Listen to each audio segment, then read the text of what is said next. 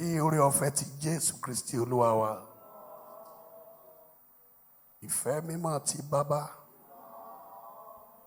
ti dàpọ̀ ẹ̀mí mímọ́, kó bà lé yín, kó bà lé wa.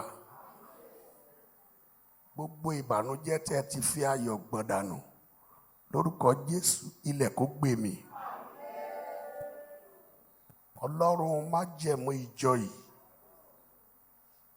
ọmọgí máa ń sàtọ́gí, ọmọ ọ̀pẹ á sàtọ̀pẹ̀. Òpó rẹ tí àwa ọmọ rẹ dì mú nínú rẹ nínú májẹ̀mú yìí, má jẹ́ kójú ó tì wá o. Èlíjà wípé nípa ọ̀rọ̀ rẹ pé ìyàn á mú fún ọdún 3 àtoṣù 6. Ṣùgbọ́n nínú àánú rẹ, gẹ́gẹ́ bí wòlíì rẹ, ó pèsè oúnjẹ fún oníkẹyẹ ìwó lọ máa bọ̀ létí odò Jọ́dánì. Ǹjẹ́ Ọlọ́run mi, gbogbo ẹni tí ó ṣe àwọn ọmọ rẹ lóore níbi tí wọ́n wà lórígun mẹ́rin àgbáyé nínú ọ̀sẹ̀ yìí, kóṣù tó parí, jẹ́ kó lànà wá wọn rí. Kò sí nǹkan tó kàn wá bó ti wù káyé le tó nínú ìjọba rẹ tí àwa wà yìí. Jésù Kristi ọmọ Ọlọ́run, má jẹ́ káyé ó le mọ́ wa.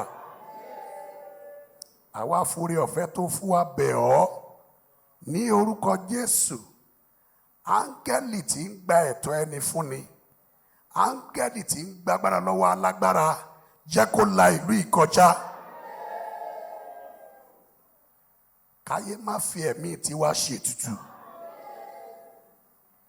káyé má fẹ̀mí ẹnikẹ́ni nínú wa ṣèràpadà. Gbogbo ẹnikẹ́ni tó ń wá ògo wa láti ṣe wá níbi, jẹ́ kó ṣe rẹ̀ níbi. Ayọ̀lẹ́ ó máa fi jáde, ayọ̀lẹ́ ó máa fi wọlé.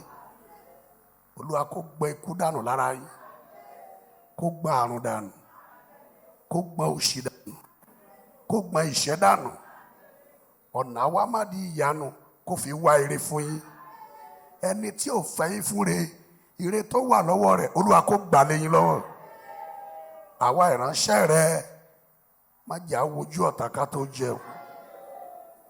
Àwọn tó wọ́n náà fún wa pé kó ṣe wá láàánú, má jẹ́ àmọ́bànújẹ́ lórí wọn. Ràn wá lọ́wọ́ Ẹlẹ́dàá. A ó ti yára nípa tara, ká má yára nípa tẹ̀mí. A ó máa tú, a ó máa dè lórúkọ rẹ nínú ọ̀sẹ̀ yìí láyìíká. Ohun tí bá àdúrà ò ní ká, kó má yàjọ ìwà. Àdúrà tó ti gbà tó fẹ́ gbọpẹ́ lórí ẹ̀ ní ká ṣorí ọ̀fẹ́ sí.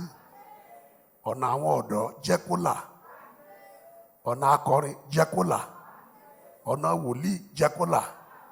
Àwọn tó ń wá ọ jẹ́ kán rí ọ níbi iṣẹ́, kán rí ọ níbi òwò, kán rí ọ nínú ilé. Má jẹ́ kójú ó tì wá, ká lè bá ọ jọba níkẹyìn. Ẹ ṣeun Ọlọ́run wa, Jésù Olúwa wa.